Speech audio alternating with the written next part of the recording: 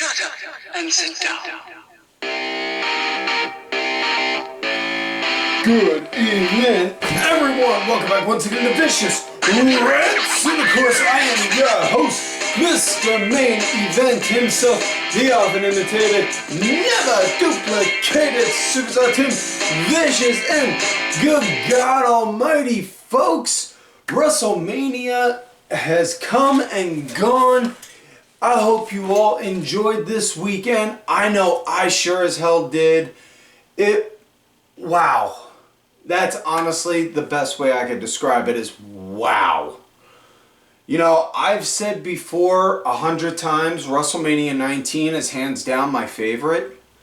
But this year, WrestleMania 40, oh my God. It is just,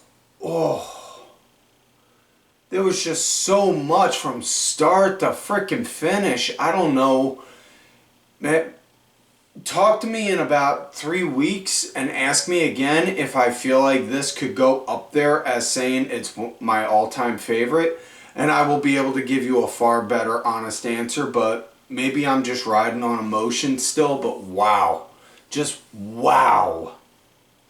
It was so beautiful. From start to finish, the entire weekend. So we're going to talk about WrestleMania itself, night one, starting off in God's country, if you will, in my beloved hometown of Philadelphia, by God, Pennsylvania.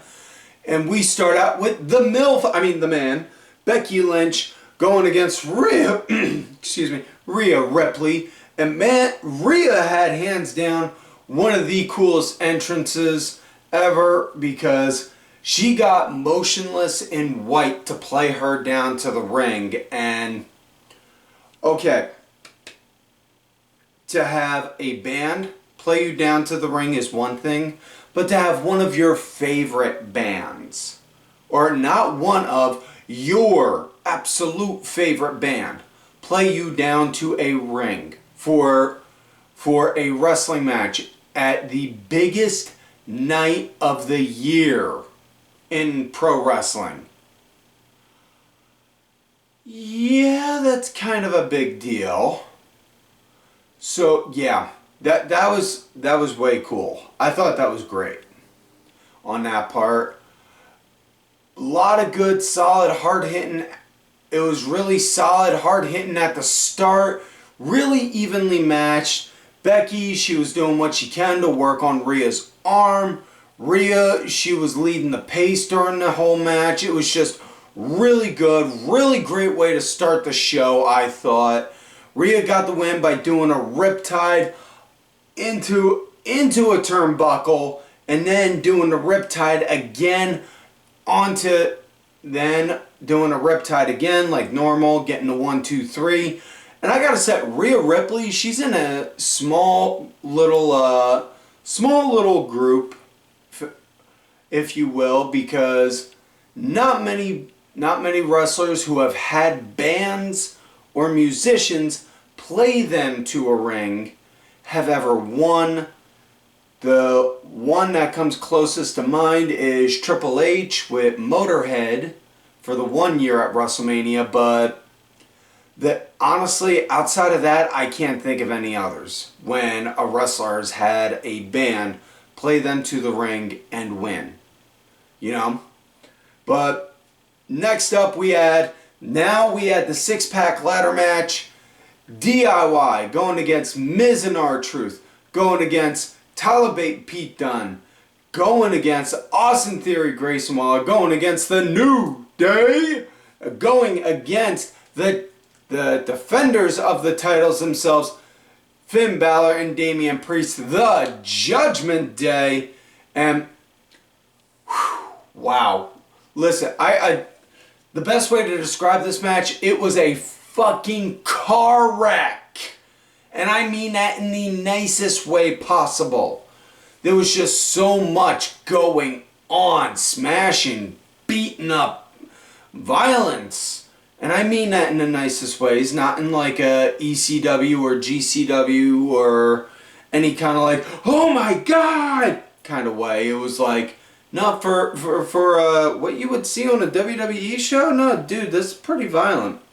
Now, I will say, R-Truth, man, God bless R-Truth.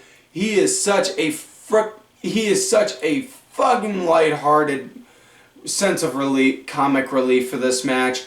Literally, sitting on the corner, getting a hot tag to come in. Now, at one point during the match, now I brought it up last week. Excuse me. I brought it up last week. Michael Cole specifically said both titles had to be taken, hinting that title separation again. Well, it did, because they announced on this Monday on Raw, starting the 22nd and 26th, they're going to be doing the WWE drafts again, I believe. I know it's after the 3rd week of April, but they're going to be doing the drafts again, which means the titles have to be split. So, yeah, which makes sense for this match, you know. Now, Theory and Waller, they won the SmackDown titles, which are cool. Way cool. And after they won the titles, man, it was just, everyone was going non-stop.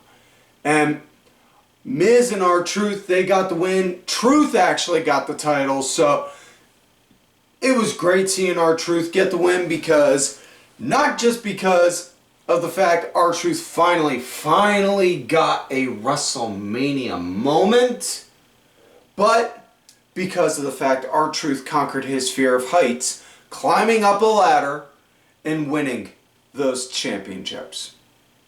Next up, we had tag action. Santos Escobar and Dominik Mysterio going against Rey Mysterio and Andrade, and good God Almighty. Excuse me. If you couldn't tell, my voice is a little from all the commotion and hooting and hollering over this past weekend. Now, really, guys, quick lucha pace. And when I say that, I'm not talking like something you would see in AAA or CMML. You know, I'm talking like what you would see as far as like a WWE style lucha. It was really good WWE style lucha pace. Rey, he was being the punching bag. Rey with Mysterio, he was the punching bag. Andrade wound up getting a hot tag in. And the L.w. and he started cleaning up house, and at one point L.w.O. started fighting with Legado on the outside. And then Joaquin Wilde actually asked Del Toro and Carlito, no, do it. And slingshot him off the ropes to make him go airborne into a big high up into the air. Now, how the match came to end was fucking beautiful, because, and I had that, at one point the ref wasn't looking. Dom wound up going and trying to get a chair. These two big, mean, burly looking dudes wearing masks wound up stopping Dominik from getting a chair in there and using it. And the whole time Michael Cole and Corey Graves are like, who are these big guys? Who are these goofs? Pat McAfee's like, I know who they are. Not sharing who it is. But lo and behold, it was Jason Kelsey. It was J.C. Kelsey and Lane Johnson from the Philadelphia Eagles. And dude, my brother, who has been out of wrestling for many, many years, sent me a text message out of nowhere like, dude, what the fuck? Jason Kelsey was at WrestleMania? I'm like, oh yeah. Yeah, it happened. And it was again, this is what I love about pro wrestling. It's fucking unpredictable in that sense. And it's just so beautiful because of that. But yeah, J.C. Kelsey and Lane Johnson, they wound up they stopped Dom from using a chair, which then made give Rey a chance to go and boom, pop a 619 on him, and then do the big splash onto Santos, get the 1, 2, 3. That is it. Now on Monday, Dom was upset over it, wound up talking to Pierce, so it wasn't the Raw after Mania, but it's going to be the Raw as of next week in Montreal. We're going to see Dominik versus Andrade. Next up, we got Jey Uso versus Jimmy Uso, brother versus brother, and wow, I like this.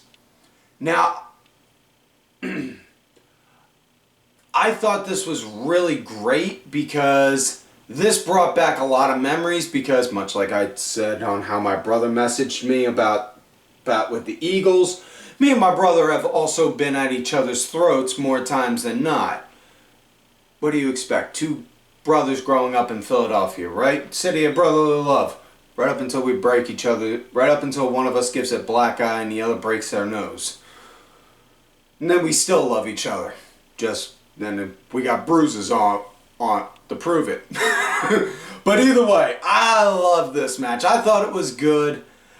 I was not disappointed with this match. Jey wound up going to do an attack before the bell. Jimmy, he was leading at the start with Jey starting to lead. More so, Jey see, I'm talking fast, so I'm thinking, I'm sorry.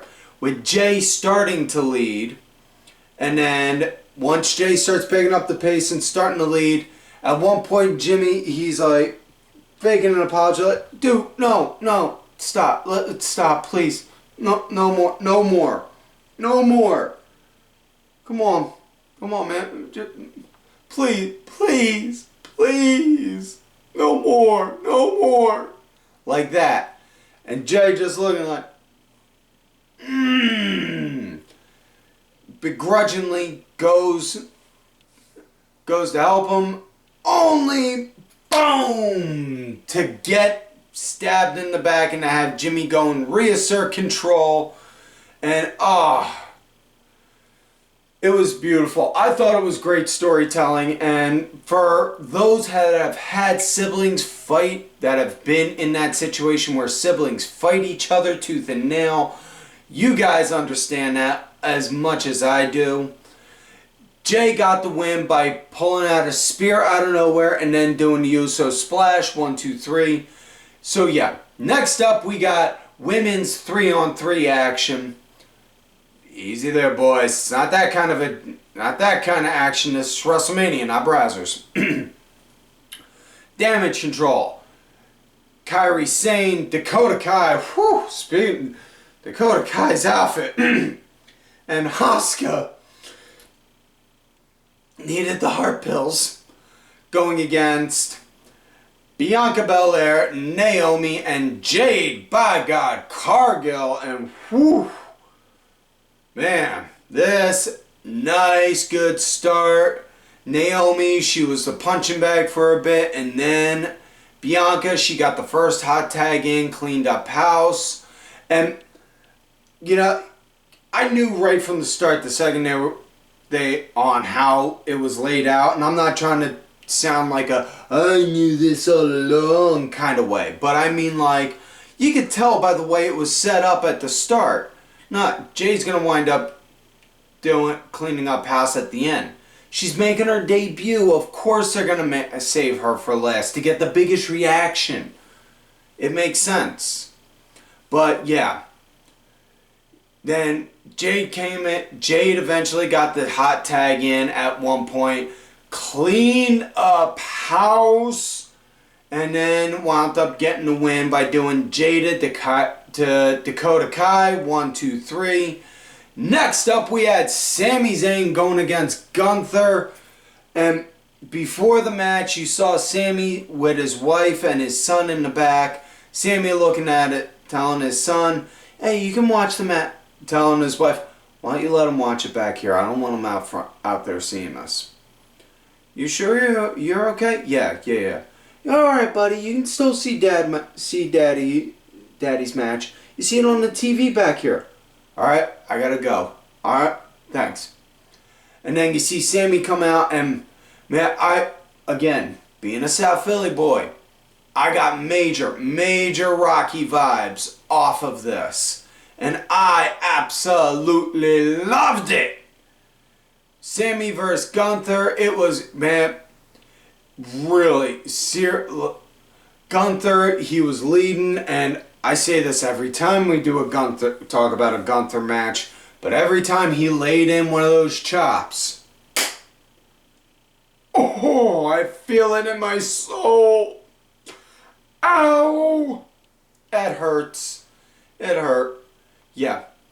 But Sammy just straight up refused to die. That's the best way I could put it. It was like Sammy refused to die. And every time Gunther thought he had him down and was like, alright, this is it. Come on. 1, 2, kick out!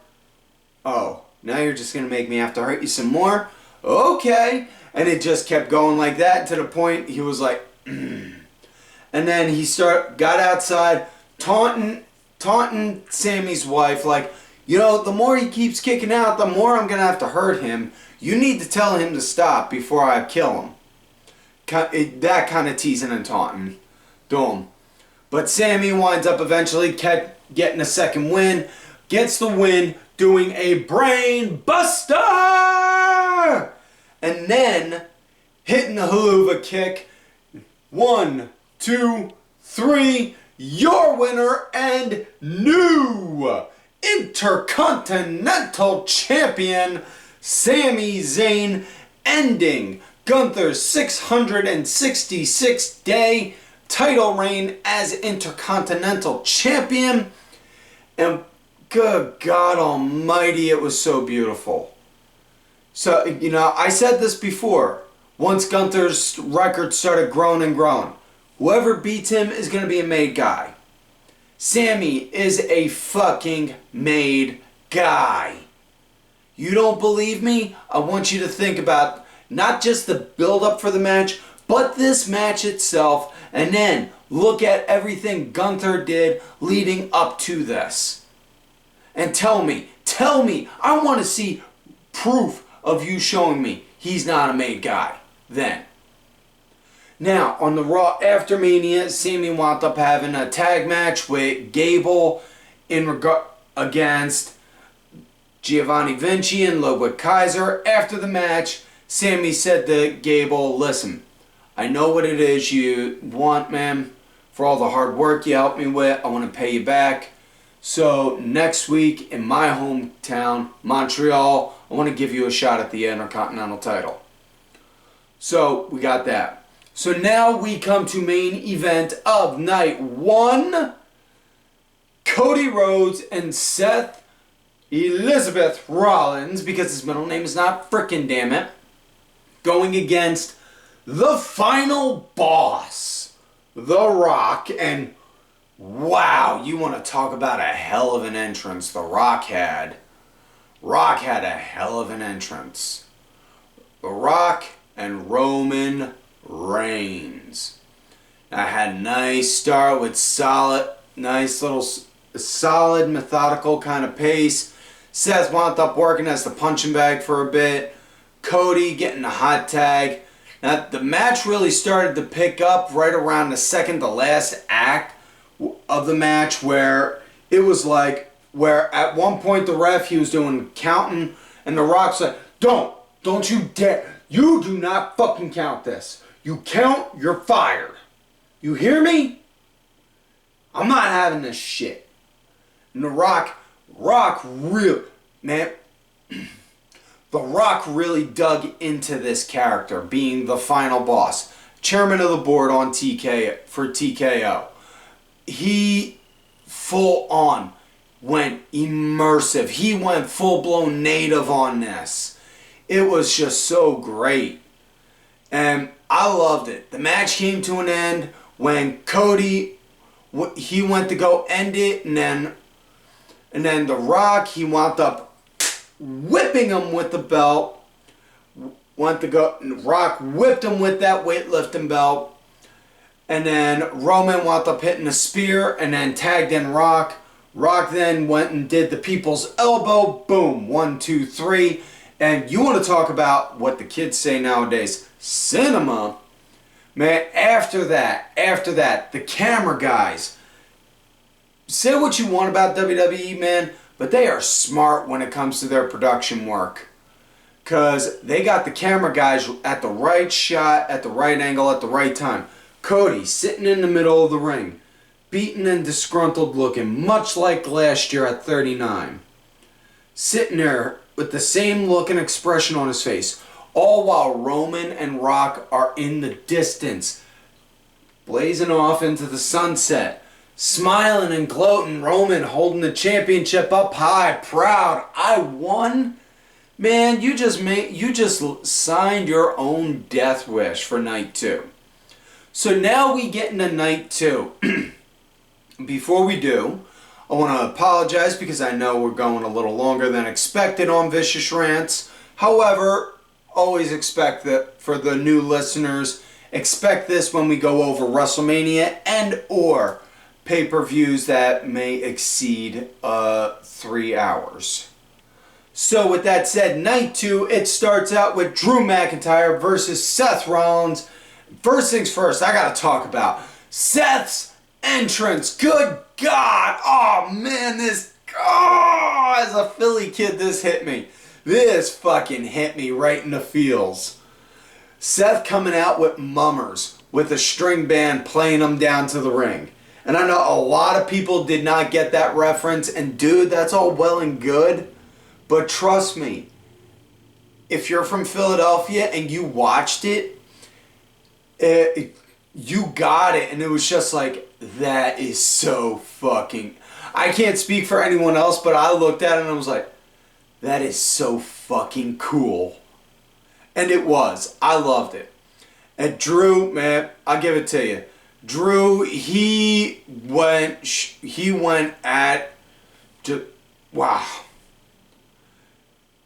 Drew went to end it right at the start. You know, the very second, like, ding, before you could even hear the second and third bell ring for the ding, ding, ding. It was ding, boom! He popped a claymore, and then ding, ding. Seth kicked out right away, and then Drew just went ballistic, going at Seth non-stop, full throttle. And at one point, Drew, going over to the corner on the outside of the ring, over where the fans are, where his very, very lovely wife was, grabbed his phone, tweeting, "At work, bored, LOL," and then went back to the match. And all this is while CM Punk is on commentary. And now, there was a point where Seth looked like he legitimately hurt his knee during the match. I'm not sure if he really did or not, because you could see Drew targeting it and working on it during the match, which normally that kind of tells me, okay, maybe not. But there's nothing saying Seth may have just not told him. But either way, damn good match. I thoroughly enjoyed it. Match came to an end, fought on the outside, and then it was a fight. They fought on the outside and then went back in the ring, and Drew hit Seth with not one, but 2 claymores for the 1, 2, 3. And then as Drew is in there, you see Seth roll out the ring, lip quivering, looking like he's about to cry. You fucking earned this. You earned this. And then walked away. And then as Drew then goes over, gloats at CM Punk. I got this. I won. I beat Seth. I'm the new World Heavyweight Champion. And as he's on top of the commentating table, holding the title loud and proud, all that jazz.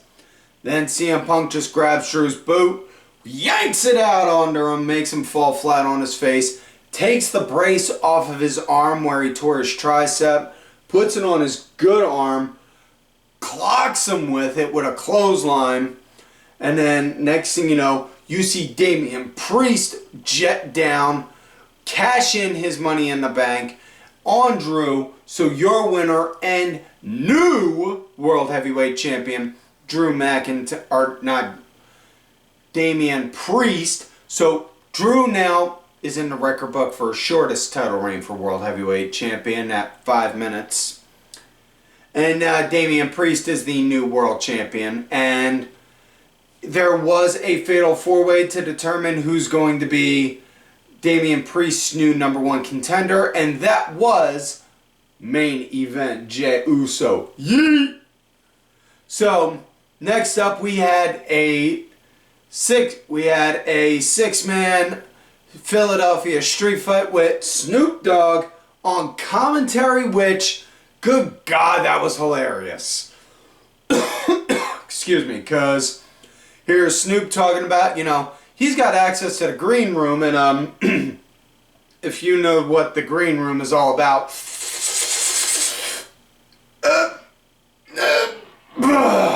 yeah. Snoopy, I'm pretty sure Snoopy was in the green room before he went and did commentary, but man, a lot of good action with this. This is just a straight up beat down on air. It was straight up beat down on it. I absolutely loved it. I don't know how else to describe it. I loved it. Now, they also did have Bubba Ray Dudley as a special guest referee for the match, which I don't understand on, especially since there was no build-up for it up to it. I know a lot of people were making comments like, oh, his podcast must not be doing that good because he's got to be doing jobs in WWE like this, blah, blah, blah. Alright, listen. I may not be the biggest fan of Busted Open Radio, and I may not be the biggest fan of the comments Bubba Ray Dudley says. But if I could have a fraction of those analytics, of those views, of those downloads, man, I'd love that. I'm just saying. Yeah. But it was a great match. I thoroughly enjoyed it.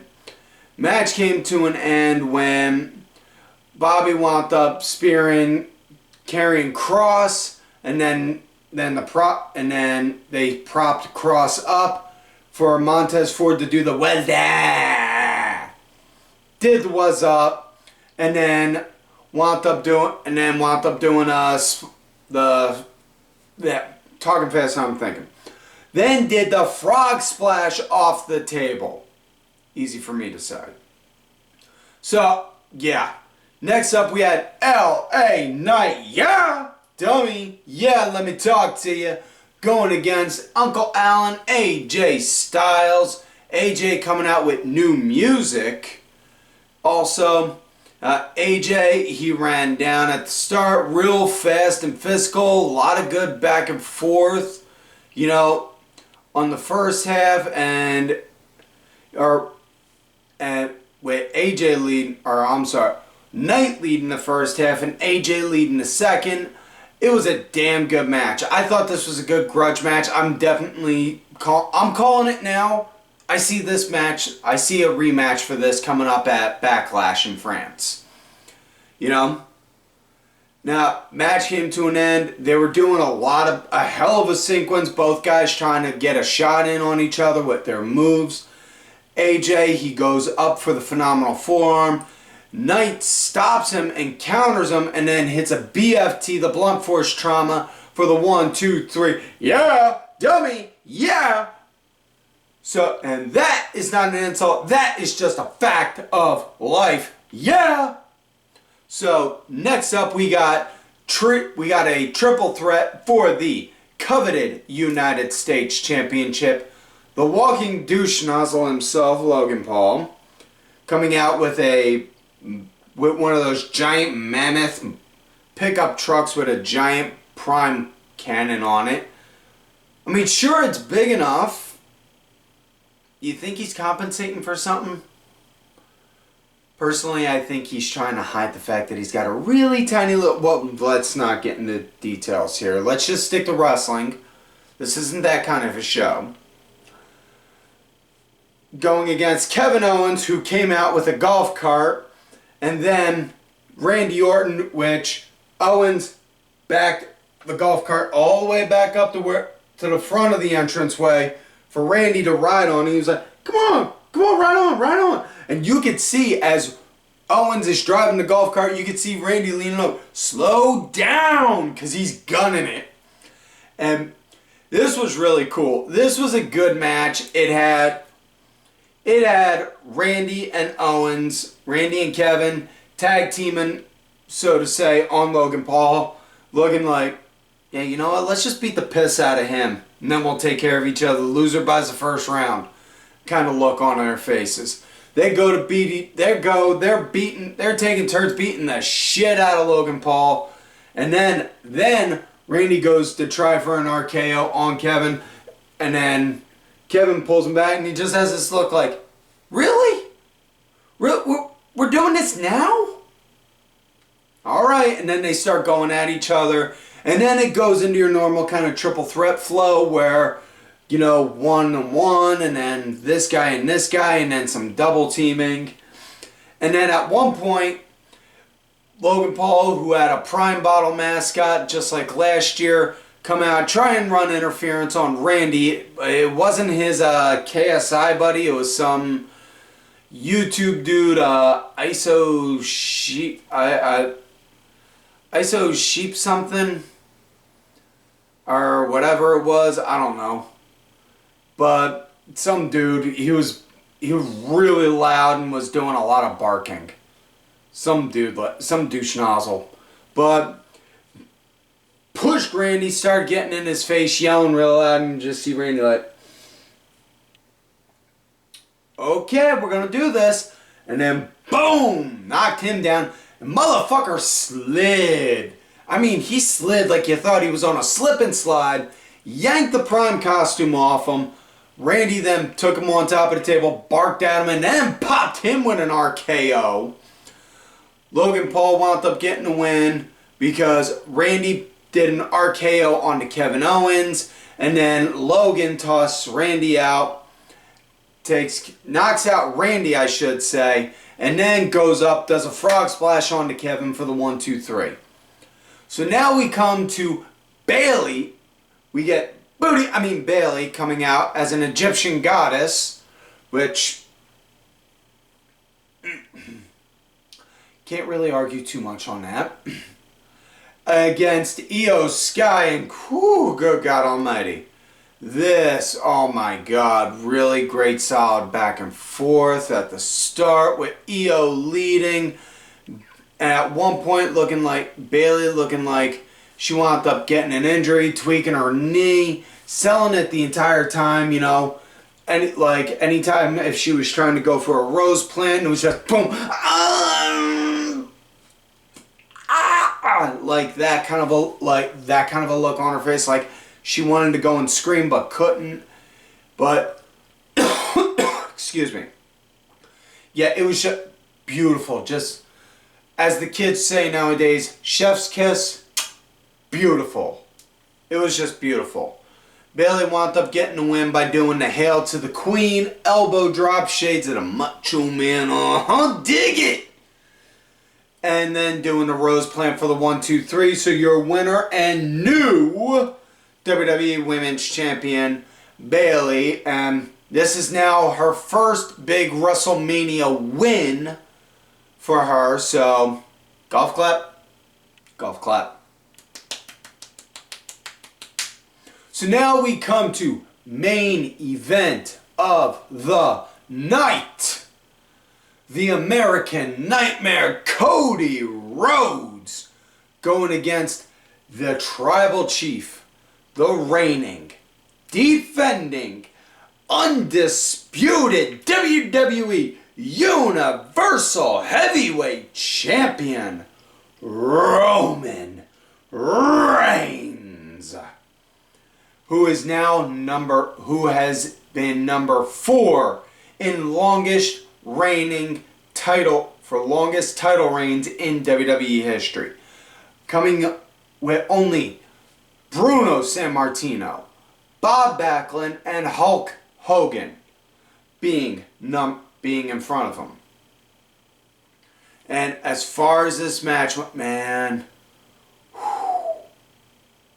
you could feel the tension I'm not kidding. You could feel the tension at the start of this. Like, everyone was just like, oh yeah, this is what we came here for. So it was just really nice, good pace at the start. Really loved it. They wound up actually fighting through the crowd at one point and then working their way back. And now this was contested under Bloodline rules, and I had a very lovely chat with buddies of mine, the Talks with Dorks podcast. Make sure you check them out. We were talking about this vaguely, with the no DQ matches, instead of rushing in right away for the weapons, they played it smart. Like, instead of going right for the weapons right away, nah, they built up the fans' anticipation for it. Like, yeah, Cody knocked down Roman and then went to go and reach for a table, but then Roman stopped him, put it back like, nah. We're going to do this my way, at my pace, my time. That's just like what I was saying, but it led in a different direction, in a different kind of way. And Roman, he was leading the pace, but again, Cody, just like Sami Zayn, had that will not die attitude and just aura on him the whole time. And every time Cody was starting to build up some momentum, starting to get better, just as he was about to end it, boom! Jimmy Uso comes out of nowhere, stops him.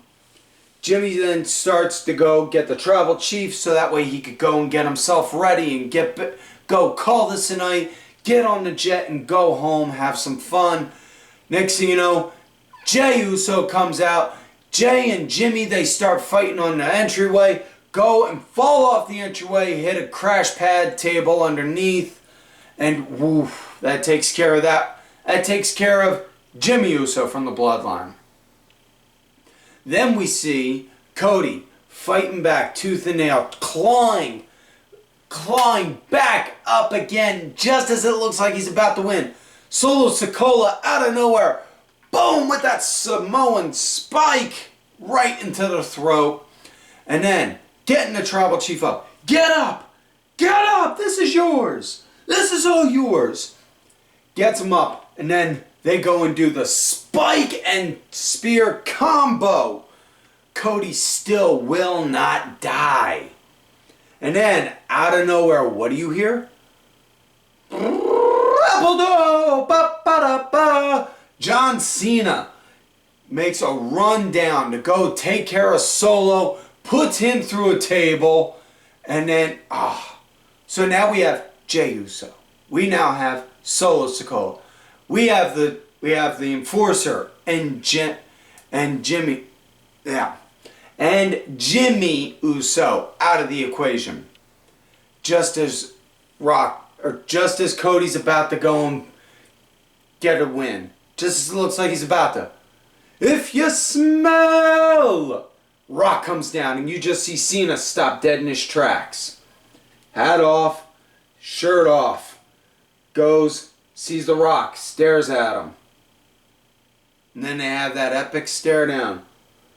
Almost kind of like something that you see in a movie, like they're both looking around like, so we're really doing this? We're really doing this? And then they start going at each other. And then Rock takes out Cena. And then just as Rock takes out Cena, you hear Sierra Hotel India Echo Lima Delta Shield. You hear the Shield music.